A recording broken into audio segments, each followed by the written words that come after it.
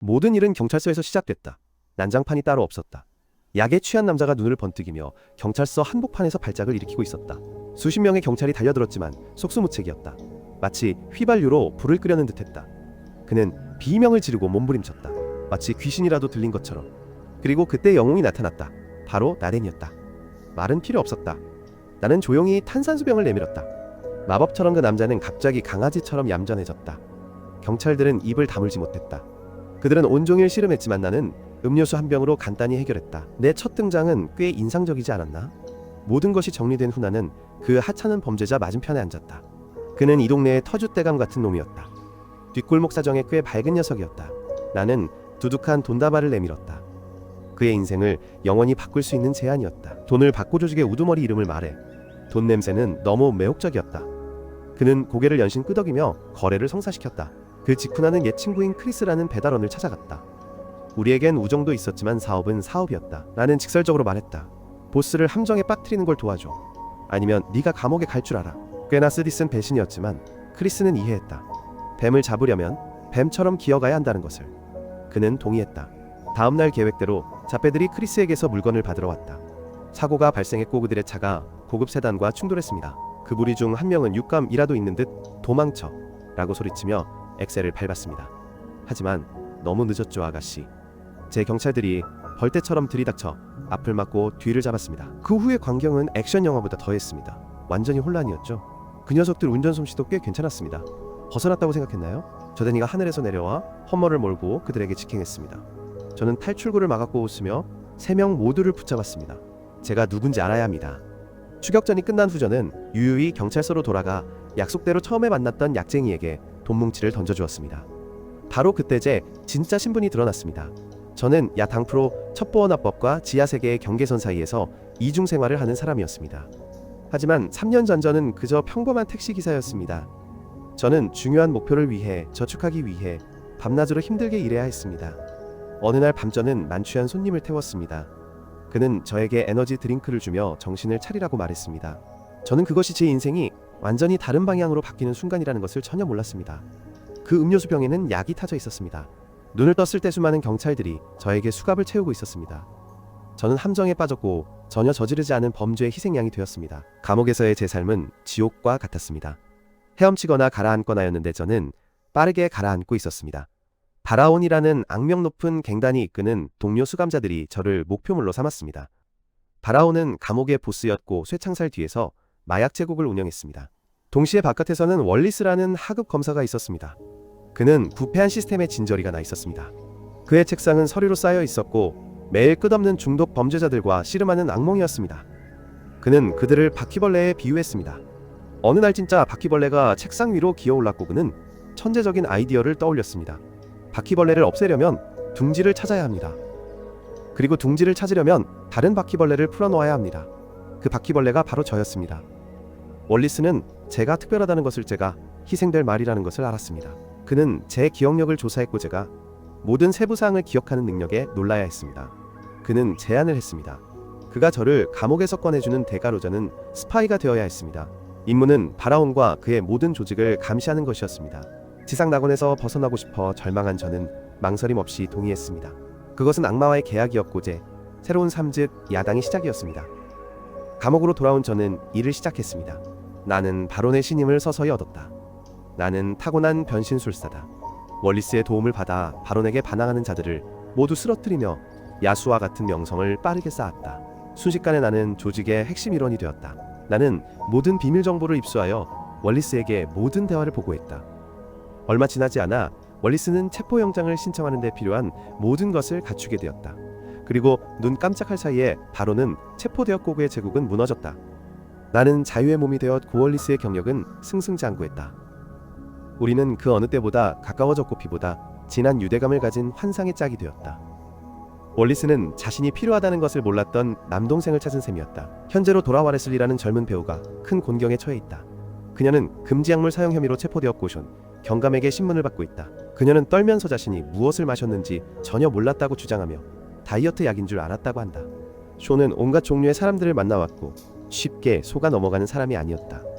하지만 그녀의 이야기에 무언가가 그의 마음을 움직였다.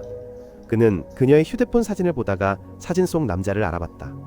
그는 레슬리가 자신이 참여하고 있다는 사실조차 모르는 거대한 게임의 졸에 불과하다는 것을 알았다. 그는 그녀가 거절할 수 없는 제안을 했다. 만약 그녀가 자신의 보스 이름을 불면 풀어주겠다고 했다. 그때 나와 월레스는 그가 승진한 것을 축하하고 있었다. 나는 잔을 들어 월레스에게 또 다른 사건의 새로운 단서를 선물했다. 그것은 거리에서 유행하는 푸른색 결정 마약이었다. 나는 해리라는 잔인한 갱단의 이름을 언급했다. 그렇게 해서 우리는 다음 목표물을 얻었다. 놀랍게도 해리는 레슬리에게 체중 감량제를 준 남자였다. 바로 숀 서장이 찾고 있던 남자였다. 동시에 해리는 버려진 창고에서 한국인 밀수업자 제니스를 만나고 있었다. 분위기는 매우 긴장감이 넘쳤다. 해리의 부하들은 언제든 싸울 준비가 된 것처럼 보였다. 그들은 무기를 들고 길을 막는 사람은 누구든 쓰러뜨릴 준비가 되어 있었다. 그들은 잔인한 갱단이었고 분명 평범한 사람들은 아니었다. 거래가 끝난 후 해리는 차를 타고 떠났다. 운전하는 동안 그의 전화가 울렸다. 안쪽의 목소리로 친구인 척 전화를 걸었다. 숀에게서 벗어날 수 있도록 돕겠다고 했다. 나는 그에게 기차역으로 도망치라고 했고 그것이 유일한 탈출 기회였다. 그 후 나는 숀의 팀을 따돌리고 해리에게 몇 분의 시간을 벌어주었다. 하지만 이 모든 것은 연극이었다. 해리가 역에 도착했을 때 그곳에는 이미 숀의 팀이 총을 겨누고 그를 기다리고 있었다. 그를 체포할 준비가 되어 있었다. 그러나 그때 기차가 도착했고 멈추자 월리스와 그의 팀이 허공에서 걸어나왔다. 체포할 준비를 하고 있었다. 해리는 스스로 만든 함정에 걸린 뱀처럼 덫에 걸린 것이다. 차 뒷좌석에서 해리는 완전히 패닉 상태였다. 월리스와 나는 사방에서 그를 공격했고 그를 정신없게 만드는 이중 펀치였다. 우리는 자백이 필요하지 않았다. 우리는 더 큰 물고기를 원했다. 월리스는 거래를 제안했다. 만약 보스가 잡히는 것을 도우면 해리에게는 관대하게 대하겠다고. 진정으로 배후에서 조종하는 자. 한편 도시의 다른 곳에서는 숀 서장이 그의 정보원인 레슬리로부터 보고를 받았다. 그녀는 그에게 고급 호텔에서 열리는 비밀 파티에 대해 알렸다. 도시의 엘리트들이 모이는 모임으로 차기 대통령 후보의 아들인 네이선도 포함되어 있었다. 이 모든 사건은 시한폭탄과 같았다. 파티가 시작되자 월리스나와 우리 팀은 즉시 준비태세를 갖췄다. 하지만 이번에는 해리와 그의 부하들도 우리와 함께했다. 나는 비밀 무기인 하이테크 안경을 착용했는데 이 안경은 그날 밤의 모든 세부사항을 기록할 것이다. 나는 폭풍의 한가운데서 모든 것을 기록했다. 불안해하는 레슬리의 등장부터 나단의 거만한 표정까지. 파티가 절정에 달하자 션 서장과 그의 팀이 총을 겨눈 채 들이닥쳤다. 하지만 그는 한 발 늦었고 1급 범죄자들을 현장에서 검거할 절호의 기회를 놓쳤다. 그는 월리스에게 한 발 늦었다는 사실에 완전히 무너져 분노했다. 그것은 완전한 재앙이었다. 더 나쁜 것은 그의 정보원인 레슬리가 총격전 사이에 끼어 마약에 취해 있었다는 것이다. 나단이 체포되자 진정한 게임이 시작되었다. 대통령 후보인 나단의 아버지는 즉시 자신의 최고 변호사를 월리스의 사무실로 보냈다. 이 변호사는 독사 같았고 월리스에게 매력적인 승진 기회와 권력과 명성이 가득한 삶을 제안했다. 그것은 악마와의 계약이었고 항상 진실한 사람인 척했던 월리스는 곧 자신의 본색을 드러냈다. 그는 망설임 없이 제안을 수락했고 권력에 대한 갈망이 모든 것을 압도했다. 그자가 저지른 첫 번째 배신 행위는 해리에게 전화하여 카메라 안경을 자신에게 가져오라고 명령한 것이었습니다. 해리와 그의 수하들은 보통 내기가 아니었습니다. 그들은 나를 쫓아 망설임 없이 공격했습니다. 싸움은 매우 잔혹했습니다. 해리의 수하들은 안경을 빼앗기 위해 온갖 비열한 수단을 다 사용했습니다. 나는 심하게 구타당했고 심지어 그들에게 차로 다리가 깔리는 지경까지 이르렀습니다. 같은 시각션 보안관은 그가 전혀 저지르지 않은 범죄로 체포되었습니다. 나를 찾아가라고 해리를 보낸 자들이 완벽한 연극을 만들어낸 것입니다. 내가 거의 정신을 잃을 뻔했을 때 해리는 내게 극약 주사를 놓았습니다.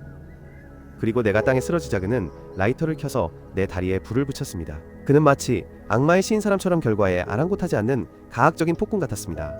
영상이 손에 들어오자 그는 나를 죽게 내버려 두고 떠났습니다. 세 달이 지나 나는 내 모습에 그림자만이 남았습니다. 해리와 함께했던 그 끔찍한 밤 이후 나는 진정한 약물 중독자네가 참여하고 싶지도 않은 게임의 희생양이 되었습니다. 내 몸은 망가졌고 내 정신은 전쟁터였습니다. 하지만 나는 혼자가 아니었습니다. 나의 오랜 친구 크리스는 곁에서 내가 고통을 이겨내도록 도와주었다. 나를 절대 버리지 않는 진정한 친구. 나는 여전히 살아있지만 해리에게 복수하려는 불타는 증오와 배신감에 사로잡힌 공황 상태의 인간일 뿐이다. 나는 어떤 대가를 치르더라도 복수하겠다고 맹세한다. 동시에 봄비는 법정에서 킴션은 마침내 자유를 얻었다. 무죄라는 판결이 내려졌고 그의 이름은 마침내 정당화되었다. 그의 아내와 딸은 눈물을 흘리며 오랫동안 기다려온 자유를 축하하며 그를 껴안았다. 하지만 기쁨은 오래가지 못했다. 경쟁 정치 캠페인의 독사 한 마리가 그에게 접근하여 네이선 아버지를 몰락시키기 위한 거래를 제안했다. 커링시언은 그들의 음모를 간파했다. 그는 복수에 관심이 없었다. 그는 단지 가족과 함께 평화로운 삶을 살고 싶을 뿐이었다. 그는 진정한 인격의 증거로 그 제안을 거절했다. 한편 레슬리는 새로운 환경에 적응했다. 한때 응석바지 스타였던 그녀는 이제 자신을 위해 일하는 냉혹한 내부 고발자가 되었다. 그날 밤 그녀는 임무를 수행 중이었다. 진정한 카멜레온이었다. 그녀는 필요한 정보를 입수하고 도망치던 중 나와 마주쳤다. 그러고 나서 나는 그녀에게 전기 충격을 가했고 의식이 없는 상태로 그녀를 데려갔다. 그날 밤 늦게 나는 시션션 헨을 찾았다. 마악시언의 피는 얼어붙은 듯했다. 그는 나를 알아봤다. 자신을 함정에 빠뜨렸다고 생각했던 사람의 얼굴을. 분노에 찬 그는 주먹을 날렸고 그 주먹은 내 턱에 정통으로 맞았다. 레슬리가 마치 허공에서 나타난 것처럼 등장했다. 시션이 더 주먹을 날리는 것을 막았다. 우리 셋은 혼란스러운 감정 속에서 침묵 속에 서 있었다. 마침내 레스가 우리 모두를 별도의 방으로 이끌 때까지 나는 바지를 걷어 올려 화상 입은 다리를 드러냈다. 그것은 나 역시 피해자임을 증명하는 악몽이었다.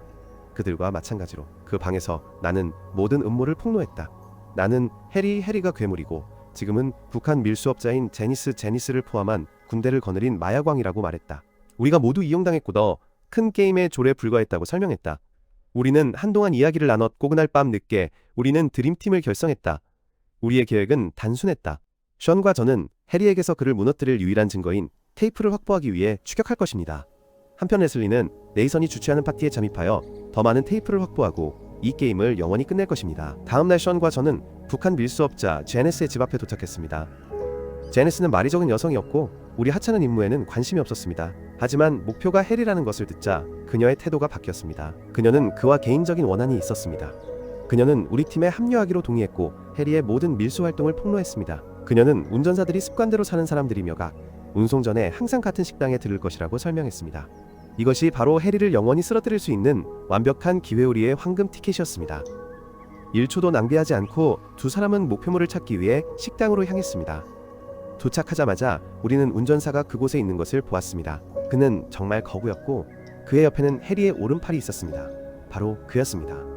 하지만 그때 검은 세단이 다가왔고 해리가 내렸습니다. 시언의 피가 얼어붙는 것 같았습니다. 그는 평정심을 잃고 정신이 산란해졌다.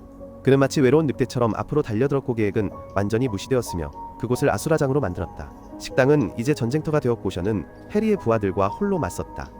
한편 해리는 탈출을 시도했지만 나에게 붙잡혔다.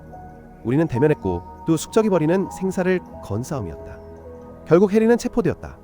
우리는 그를 제압했고 그에게서 우리의 황금 티켓인 카메라 영상을 확보했다. 같은 시각 레슬리는 연극을 하고 있었다. 그녀는 네이선이 주최한 파티에 있었고 그곳은 말 그대로 서커스였다. 그녀는 자신의 분야에서 달인이었고 마약에 취해 있었음에도 불구하고 모든 세부 사항을 기록했다. 이 나라에서 가장 강력한 사람들의 얼굴부터 눈앞에서 벌어지는 마약 거래까지. 승리를 축하하는 동안 나는 고통스러운 진실을 깨달았다. 하늘이 무너지는 듯한 한방에 나는 정신이 번쩍 들었다. 모든 고통의 원인이 바로 월레스라는 것을 알아냈다. 나의 형제, 나의 친구, 나의 목숨을 믿고 맡겼던 남자. 저 아이샤는 전혀 모르고 있었지만 월리스는 우리보다 한 발 앞서 있었습니다. 마이샨 팀원 중 한 명이 우리의 조직 안에서 활동하는 스파이집 내부자였습니다. 그리고 그는 월리스에게 모든 것을 보고했습니다. 월리스는 우리가 그를 잡으러 온다는 것을 알고 있었습니다. 그는 즉시 네이선에게 전화를 걸어 레슬리가 내부 고발자라는 사실을 경고했습니다. 하지만 레슬리는 너무 빨랐습니다. 그녀는 크리스와 함께 탈출했습니다. 레슬리와 크리스가 차를 몰고 떠날 때 션이 그들에게 전화를 걸었고 그의 목소리에는 안도감이 가득했습니다. 그는 그들이 해냈다고 마침내 자유를 얻게 될 것이라고 말했습니다. 지금 션은 갑자기 레슬리가 모든 것을 잃게 만든 사건을 언급했습니다. 그리고 그는 가장 후회하는 표정을 지었지만 갑자기 크리스의 차가 달려오는 트럭에 치였습니다. 상황은 더욱 악화되었습니다. 레슬리는 죽음과 불과 몇 초밖에 남지 않았습니다. 네이선의 부하들이 나타나 그녀의 휴대폰을 빼앗고 그녀의 생명을 끊었습니다. 저와 애셔는 현장에 도착했고 친구를 잃은 슬픔과 그녀와 함께 사라진 증거 때문에 완전히 무너졌습니다. 핵정샤는 마치 악령에 사로잡힌 듯 분노에 휩싸여 레슬리와 크리스의 죽음이 헛되지 않을 것이라고 제게 말했습니다. 우리는 월리스의 가장 아픈 곳을 찌를 새로운 계획이 필요했습니다. 나에션의 눈빛을 보고 저는 우리가 가진 유일한 것을 쓰기로 결정했습니다. 호텔 영상 말입니다. 저는 그것을 미끼로 월리스에게 보냈습니다. 상어 한 마리를 낚기 위한 단 하나의 낚싯줄. 그리고 그것은 통했습니다. 우리는 마침내 만났고 그것은 영화의 가장 어두운 순간이었습니다. 저는 한때 형제라고 불렀던 남자의 눈을 바라보았고 그곳에서 악마의 얼굴을 보았습니다. 월리스는 숨기려 하지도 않았습니다. 그는 저를 자신의 길을 막은 하찮은 범죄자 한낱 졸개로 여기고 있었습니다. 다음 날 저는 제니스를 만났습니다. 산서는 나단의 경쟁자에게 영상을 넘겨 대통령 선거운동 전체를 무너뜨릴 계획을 세우고 있었습니다. 하지만 제니스에게는 비밀 계획이 있었습니다. 그녀는 우리를 배신했고 잔인한 이중 배신을 저질렀습니다. 니니션이 거래를 하러 가는 길에 그는 매복하여 체포되었습니다. 하지만 월리스는 니니션의 영상이 단지 사본이라는 것을 몰랐습니다. 원본은 여전히 제게 있었습니다. 벽이 좁혀오는 것을 느낀 월리스는 계산된 움직임을 보였습니다. 그는 자신을 영웅으로 만들기 위한 연극으로 영상 사본을 대중에게 공개했습니다. 월레스는 바른산에게 신문을 시작하며 진짜 영상을 어디에 숨겼는지 내가 어디에 있는지 물었다. 하지만 바른산은 굴복하지 않았다. 그래서 월레스는 그의 가족에게 해를 가하겠다고 위협했다. 비열한 수법이었지만 효과가 있었다. 베이킹션은 무너져 내리며 내 위치를 자백했다. 월레스는 즉시 해리에게 전화를 걸어 나를 죽이라고 명령했다. 여론의 압력이 높아지자 네이선은 긴급 소변 검사를 강요받았다. 끔찍한 악몽이었고 그가 큰 곤경에 처했다는 것을 알았다. 하지만 표본이 검사되기 전에 한 직원이 어디선가 나타나게 위조된 표본을 건네주며 바꿔치기 하라고 했다. 이 모든 것은 월레스의 더 크고 사악한 계획의 일부였고 네이선은 무죄를 선고받게 되었다. 얼마 지나지 않아 일련의 정치인들과 관료들이 월레스와 네이선을 축하하기 위해 찾아왔다. 젊은이가 무죄가 입증되면서 그의 아버지의 대통령 선거 운동은 정점에 달했다. 그들은 TV를 켜서 대통령 토론회를 시청했지만 무언가 잘못되었다. 한 기자가 생방송에 대해 이야기하기 시작했고 네이선과 월리스의 비밀 대화가 전국에 퍼지고 있었습니다. 이 모든 작전의 배후에 있는 사람은 바로 나 그들이 쓰러졌다고 생각했던 그 남자였습니다. 한편 해리가 나를 끝장내기 위해 내 차로 오고 있었습니다. 하지만 그는 제니스의 팀에게 기습당했습니다. 누구도 예상치 못한 충격이자 기습 공격이었습니다. 그 후 제니스의 배신 또한 나의 계획의 일부였다는 사실이 밝혀졌습니다. 나는 긴 안목으로 너무나도 터무니없어서 성공할 수밖에 없는 미친 계획을 가진 진정한 설계자로서 게임을 하고 있었습니다. 해리는 완전히 무너졌고 그의 제국 전체가 그를 둘러싸고 무너졌습니다. 그리고 그의 삶은 그날 밤 끝났습니다. 숀이 체포된 것도 실수가 아니라 나의 계획의 일부였다는 사실도 밝혀졌습니다. 나는 월리스가 숀에게 정보를 얻으러 올 것이라는 것을 알고 있었고 나는 그를 위해 준비했습니다. 신문 중에 숀은 월리스의 라이터를 녹음기가 달린 것으로 바꿔치기 했습니다. 그를 무너뜨릴 단 하나의 증거였습니다. 월리스의 세상 전체가 그를 둘러싸고 무너지고 있었습니다. 분노에 휩싸여 그는 나를 쫓았다. 마침내 옥상에서 두 남자가 마주쳤다. 한때 친구였던 야당 정치인과 검사의 결투가 시작되었다. 생방송 이후 결과는 엉망진창이었다. 네이선 아버지의 신뢰는 무너졌고 그의 정치 경력은 산산조각났다. 네이선 자신도 엉망진창이었다. 텔레비전에서 폭로된 후 그의 정신은 전쟁터 같았다. 한편 월레스는 더 이상 법망을 피할 수 없었다. 그의 시대는 끝났고 모두가 그것을 알고 있었다. 그의 공포통치는 막을 내렸다. 스스로를 무적이라 믿었던 자에게는 재앙이었다. 영화의 마지막 순간 우리는 내가 진정한 나 자신으로 돌아오는 것을 본다. 제니스와 거래를 했다. 나는 나의 노력에 대한 보상으로 거액을 받았다. 하지만 내가 몰랐던 것은 기션이 멀리서 나를 지켜보고 있었다는 것이다. 거래가 거의 성사될 무렵 경찰의 습격이 있었고 그것은 혼란 그 자체였다. 나는 돈가방을 집어들고 도망쳤고 션이 바로 뒤를 쫓았다. 나와 노린션은 서로를 마주보았다. 하지만 체포하는 대신 우리는 둘 다 웃음을 터뜨렸다. 우리 각자는 우리 나름의 방식으로 정의를 실현할 방법을 찾아냈던 것이다. 그들을 파멸시키려 했던 시스템 밖에서 나와 액션은 마지막 반항의 행위로 돈을 나누기로 결정했다. 지옥 같은 경험을 함께한 두 남자의 악수. 내 이야기는 여기서 끝난다. 채널을 구독하고 알림을 켜두는 것을 잊지 마라. 끝까지 시청해줘서 고맙고 다음에 또 보자.